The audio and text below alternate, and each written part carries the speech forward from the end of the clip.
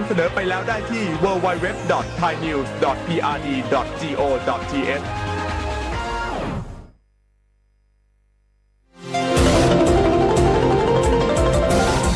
วิทยุแห่งประเทศไทยให้ความรู้คู่ความสุข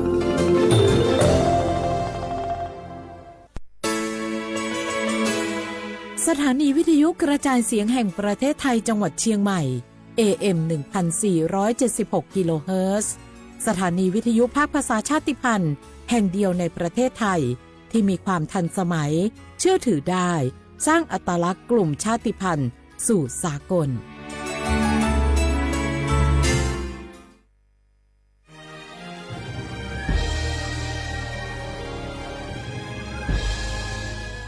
เกิดเป็นคนไทยเติบโตบนผืนแผ่นดินไทยจงภูมิใจในความเป็นไทยชาติไทยเรานั้นนับเป็นชาติที่มีความเป็นมาเก่าแก่ยาวนานเรามีภาษาวัฒนธรรมและมีสิ่งต่างๆที่เป็นเอกลักษณ์ให้เราได้ภาคภูมิใจในความเป็นคนไทยเราควรเห็นคุณค่าและมีความรักชาติหวงแหนแผ่นดินอันเป็นมรดกของบรรพชนร่วมภาคภูมิใจในความเป็นไทยโดยสำนักประชาสัมพันธ์เขต 3 กรมประชาสัมพันธ์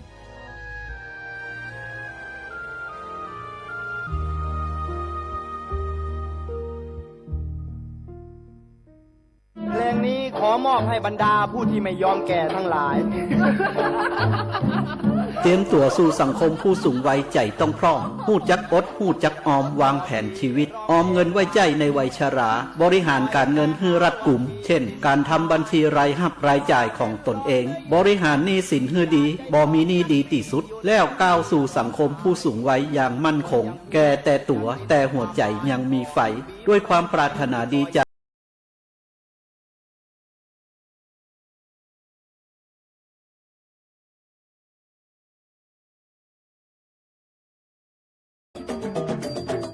ประชาคมเศรษฐกิจอาเซียนหรือ AEC หนึ่งใน3เสาหลักของประชาคมอาเซียนส่งเสริมความร่วมมือด้านเศรษฐกิจระหว่างสมาชิกทั้ง10ประเทศและกับโลกก่อให้เกิดความร่วมมือและข้อตกลงมีการลดหรือยกเลิกภาษีระหว่างกันส่งเสริมการเคลื่อนย้ายแรงงานมีฝีมืออย่างเสรีพัฒนาระบบการชำระเงินข้ามพรมแดนแบบทันทีผ่านเทคโนโลยี QR Code ส่งเสริมการบูรณาการด้านพลังงานสะอาดมีการทำ FTA ระหว่างอาเซียนกับประเทศคู่เจรจาลดอุปสรรคทางการค้าระหว่างอาเซียนกับประเทศคู่เจรจา5ประเทศทั้งหมดคือสิ่งที่เกิดขึ้นจากการรวมตัวกันของประชาคมอาเซียนประชาคมแห่งโอกาส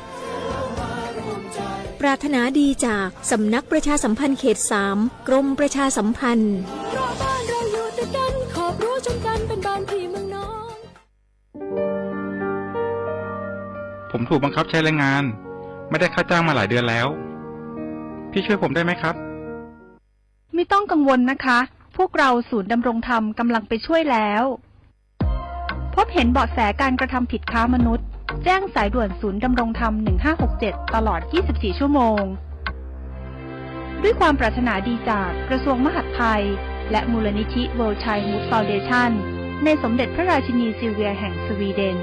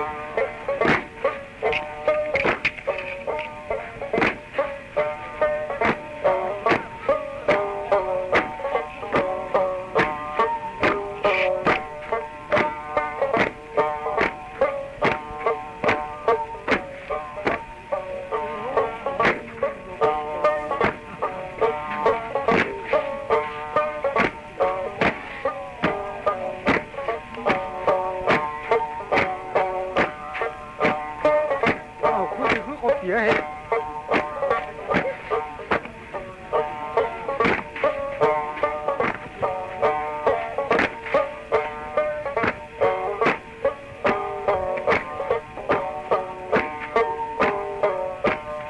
เทียบอ่ะ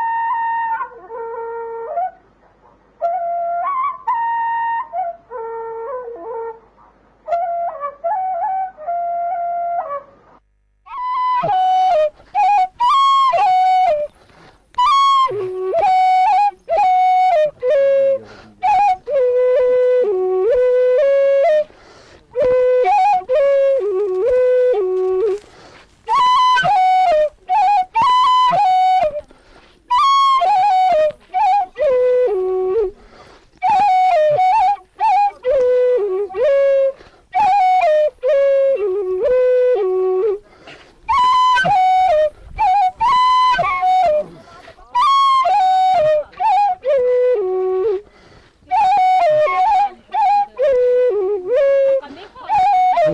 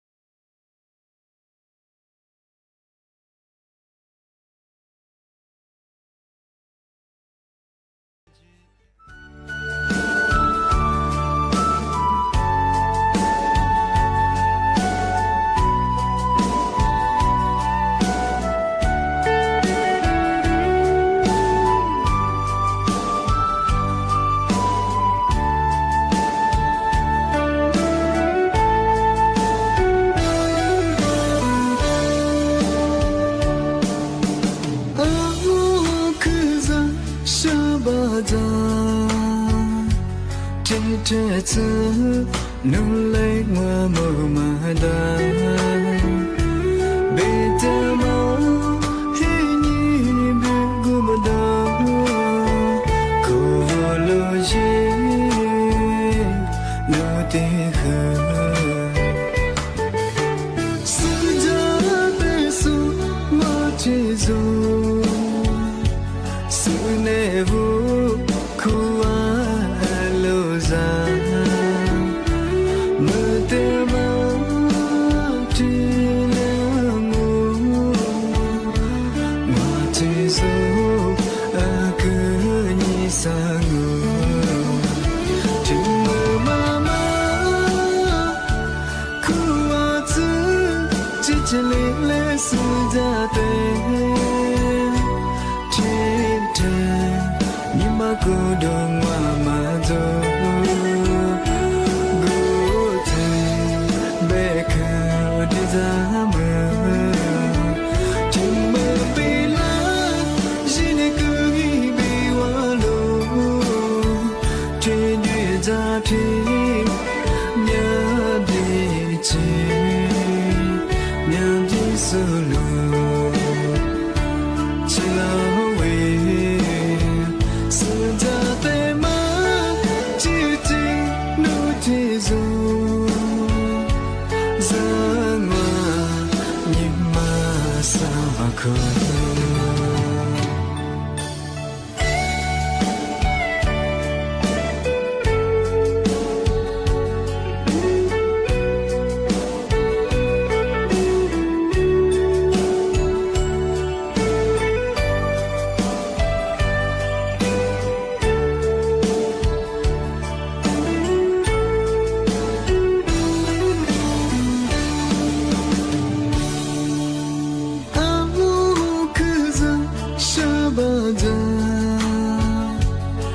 trẻ thơ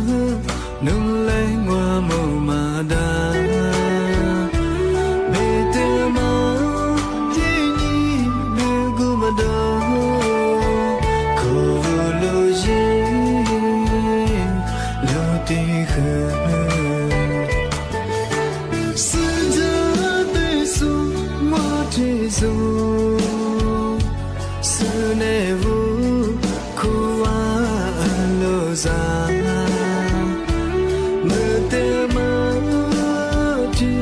là mơ mà chỉ dù cứ như xa ngờ chừng mơ mà khu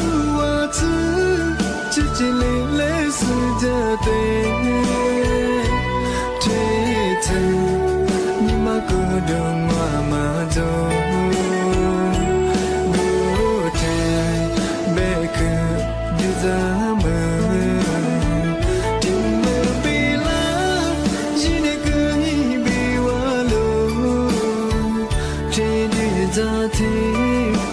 nhớ đi chỉ nhớ đi solo chỉ là vì sự ra tê má chỉ tình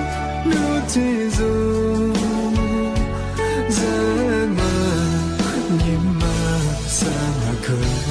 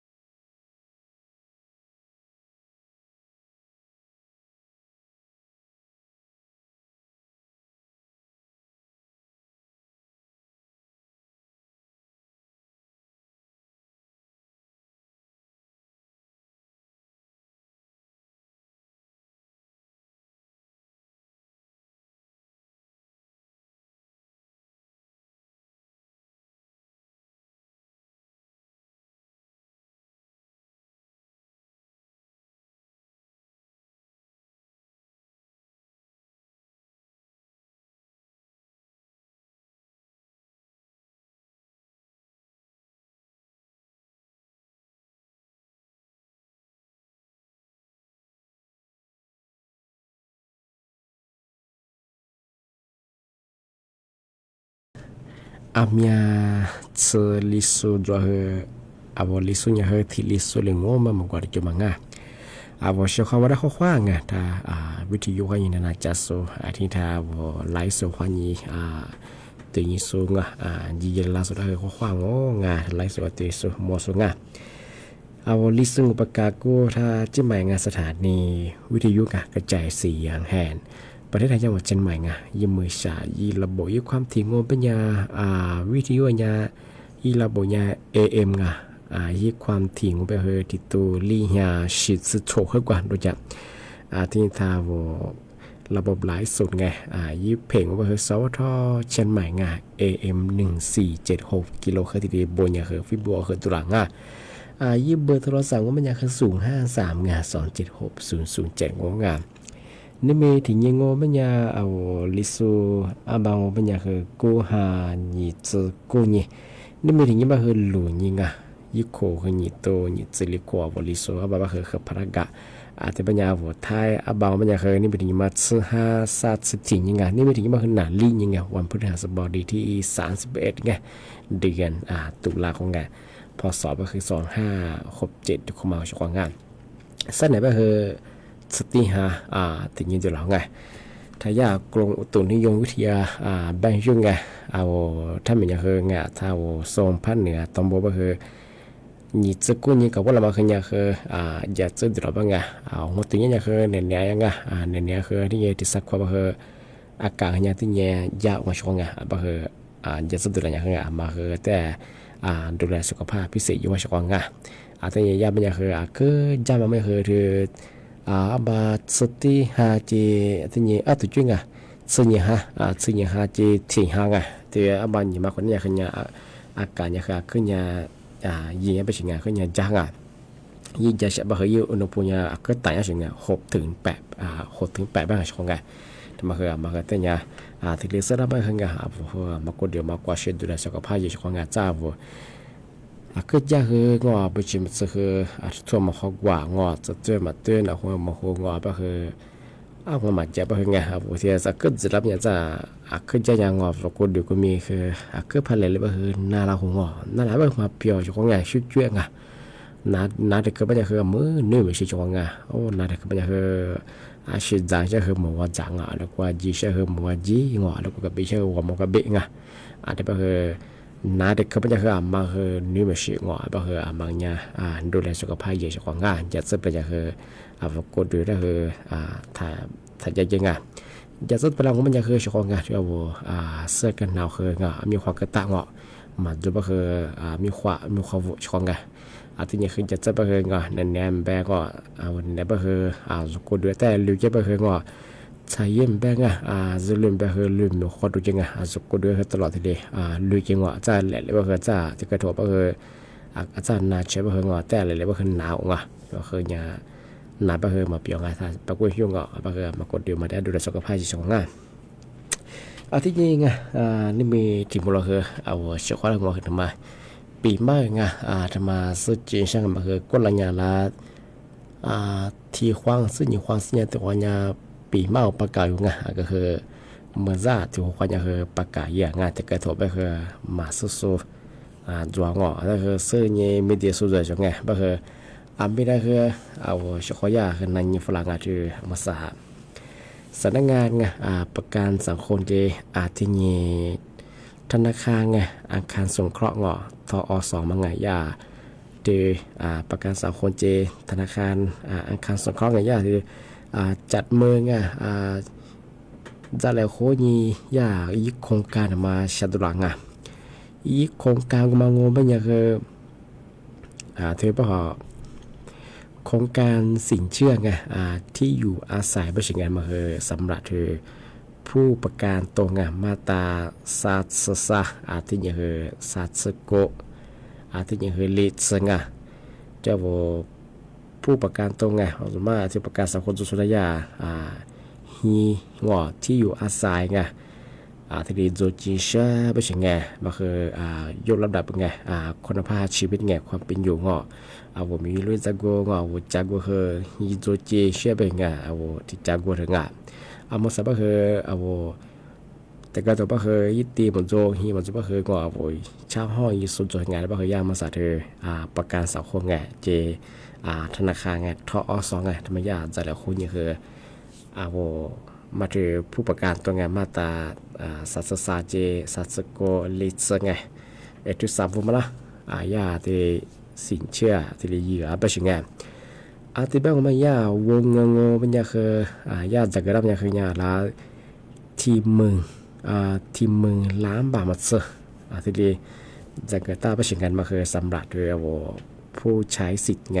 ประกาศสังคมไงมาตราสัสโกลิสไงที่บ้านมันยาคือยาเวลาก็กุยวังว่ามันไม่ผู้บังไงที่ว่ามันยาคือ2 ล้านบาทยาคือมาเกินจะแบ่งไงเฉพาะไงกูไม่เกิน2 ล้านบาทเฉพาะไงที่บ้านมันยาเฉพาะไงดอกเบี้ยงูเป็นยังไงว่าแต่มาปีมาเชื่อไงจะปีข้าวว่ามาตีรายละเอียดเงื่อนไขเลื่อนเอกสารมาในช่องมันจะคือไงนึกว่าธนาคารไงทอสยิ่งเคยติดต่อสอบถามเพิ่มเติมที่ได้ยี่จงไงอะไรประมาณมาแสดงวันได้ที่คร่าวๆว่าแต่เขาเนี่ยแบบแบบงานดอกเบี้ยงไม่ยันในที่ในช่วงงอโคงใน5 ปีแรกไงงอโคงที่ยุบงอโคงแล้วมันจะคือดอกเบี้ยยังงอ 1.59% ไงมาคือต่อปีไงช่วงไงที่บ้านเนี่ยคือปีที่โชโคดูเราไม่ไงโชโคข้อนี้เหตุของมันยาดอกเบี้ยเท่ากันไงARR ไง 2.00% ไงมาคือต่อปีไปใช่ไงที่โชโคข้อนี้เหตุโคสงานดอกเบี้ยเนี่ยคือ 2.00% ไงที่บ้านมันเนี่ยคือปีว่าปีที่9ไงกูโคดูเรามันยากูโคข้อนี้จนถึงไงที่ตลอดอายุสัญญาไงกูเลยสมมติก็คือดอกเบี้ยมันคือ 0.50% ไงมาคือเนี่ยที่เนี่ยคืออย่าเล่าไงมาคือต่อปีจากงานที่มันคือวงเงินกู้มันคือที่มันคือไงไม่เกินไง2 ล้านบาททีเดียวมันเกินจะเป็นไงย้ายไปมันคืออะไรเนี่ยคือว่าถึงมันคือลิตรบัตรสัญญาคือทีเดียวจะฮอตซับไปถึงไงส่งเดือนประมาณ 4,000 วันมาคือประมาณไม่ถึงไงที่บ้านมันจะปีขว้าที่ผู้ประกันตรงไง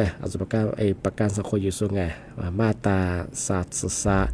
มาตราสัตว์โกลิสไงมาปีขว้าง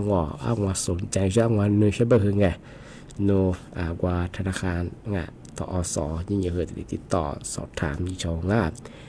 ที่บ้านมันใหญ่เห็นงี้ว่าขอสินเชื่อไงอะไรแต่ยืนหน้ามันจะคือไงอับบัติมาก็คือที่เส้นแนวนะเส้นแนวคือวันที่1ไงวันที่1 เดือนพฤศจิกายนไงที่สติหาที่นี้กับผู้ยามงะที่ดีขอสินเชื่อที่ได้ยินเล่างะที่บ้านคืออะไรแทนหมกเขยยังไม่คือหน้าเหียซาชื่อที่เนี่ยชื่อนี่ฮะไงยุโกนี่ตัวเนี่ยโชดชื่อเหตุคงหน้าเหียที่โคชื่อที่ดีขอสินเชื่อหน้างงช่วงที่บ้านเป็นยังไงผู้ประกันตรงไงสนใจเข้าร่วมโครงการหรือขอสินเชื่อไงสอบถามข้อมูลเพิ่มเติมไงยินดีก็คือสำนักงานประกันสังคมไงทุกแห่งเป็นไงอะไรกว่าไงที่สำนักงานประกันสังคมโจก็คือยินดีที่ติดต่อสอบถามที่ยินดีงานมันก็ชื่อสายด่วนมันจะคือเบอร์โทรยังไง1506ไง1506ไงที่นี้เรียกว่าธนาคารทอสเป็นยังไงทุกสาขาเป็นไงทั่วประเทศไงหนูยิ่งคือติดต่อสอบถามมีช่องยี่เบอร์โทรศัพท์เป็นยังไงพี่ข้อโนอ้างว่ายาสันนังว่ายี่มาสะดวกอยู่บ้างไงโนโทรเฟอร์ดาวไงยี่เบอร์โทรเป็นยังไง002ไงที่นี่คือ645ไงที่นี่คือ900ไงไว้จะกว่าแบ่งงาน02ไงที่นี่คือ645ไงที่นี่900ไงมาคือธนาคารทอสไงทุกสาขาไงทั่วประเทศไงว่าติดต่อสอบถามที่ดีน่างานแต่ไม่ได้ช่องงานมาขยายโครงการยังคือที่นี่เข้างานมาขยายเวลายังคือติโคที่เรียนงานว่าขอสินที่ยังมางานมาเคยยี่ติดต่อสอบถามช่องงานที่เดี๋ยวมาโง่ไม่ยังงานทำมาคือ มาเคยนะเคยแต่มาประชาสัมพันธ์ยิ่งเช่นปีว่า我就ว่ามาเครื่องใช้ไฟฟ้าที่เองก็นี้ชิซูกาวูจะซูบ้างไงก็หลังบ้านเดียวจิ้มหมายบ้างไงเอาที่สถานการณ์น้ำท่วมยุบดูไงเครื่องใช้ไฟฟ้ามันจะคืองอเบียร์มาคือเนี่ยจุดชิงไงอาทิตย์บ้างมันจะคืออยู่มันน่าสู้จังไงอาบ้างคือเช้าเช้ามันน่างออาทิตย์บ้างมันจะคืออามาสั่งงานทุกอย่างบ้างหอบสำนักงานใหญ่ไงสำนักงานใหญ่ที่นโยบายนี่ไงสำนักงานใหญ่คือวันที่1วันที่1วันนี้วันที่5ไงที่สติ5ที่นี่วันนี้สติ5ว่าเนี่ยสงายยุคนยี่ตัวเนี่ยสวดซื้อชิกว่าไงที่เป็นอย่างคืออุปกรณ์ไงเครื่องใช้อุปกรณ์ไฟฟ้าว่าราคาที่โลยบริเวณช่วงยิบฟิวงเป็นอย่างคือโลยมาคือเนี่ยเครื่องมีไปคือ80เนาะ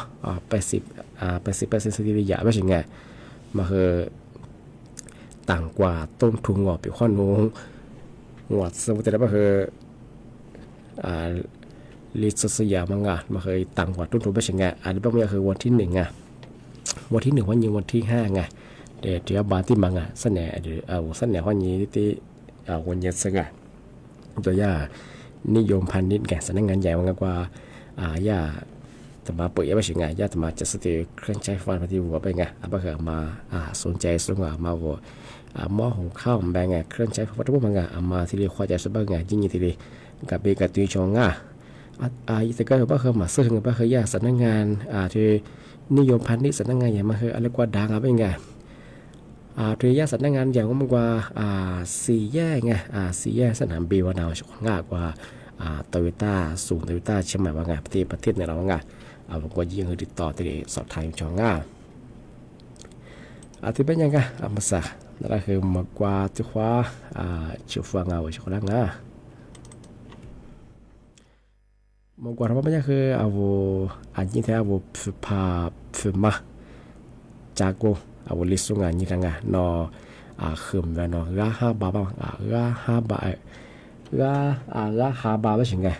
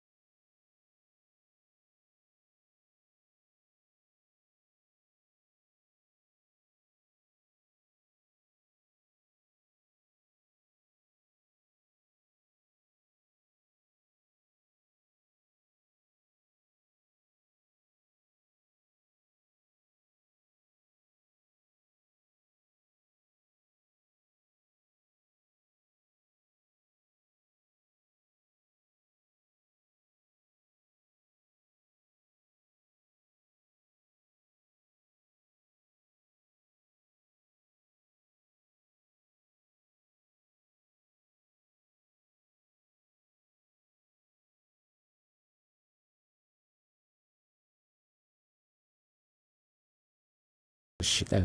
wala mola je berengah artinya ke malah kuaca hanga awal lisu lipit tapi dicengah awal lisu mu ke sunga awal lisu macam gua so besi ngah di manga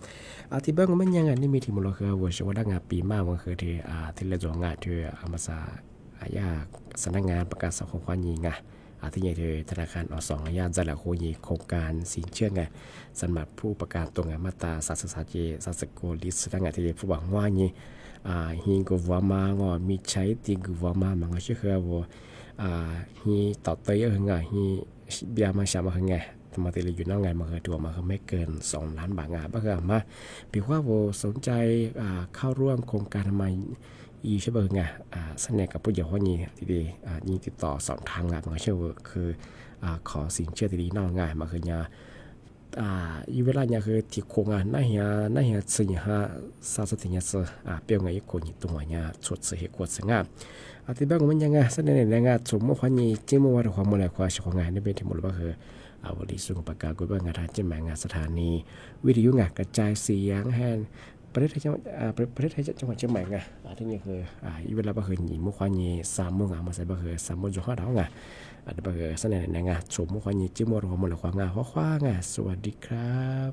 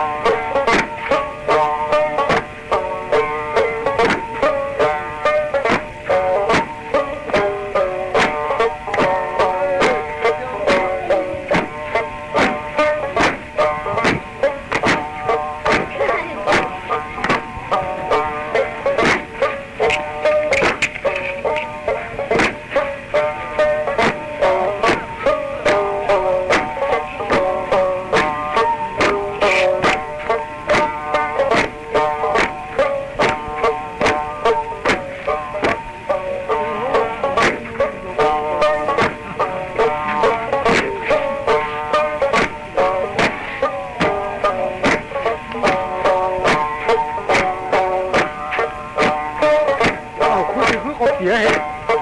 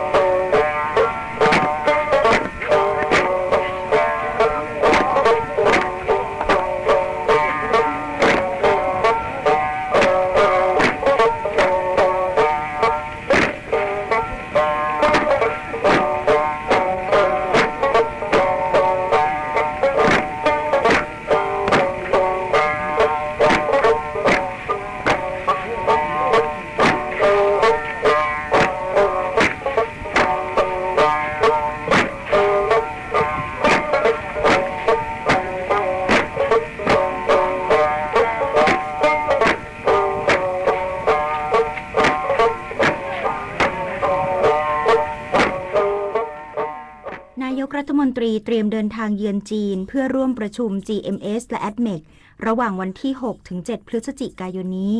อีกสักครู่กลับมาติดตามรายละเอียดค่ะ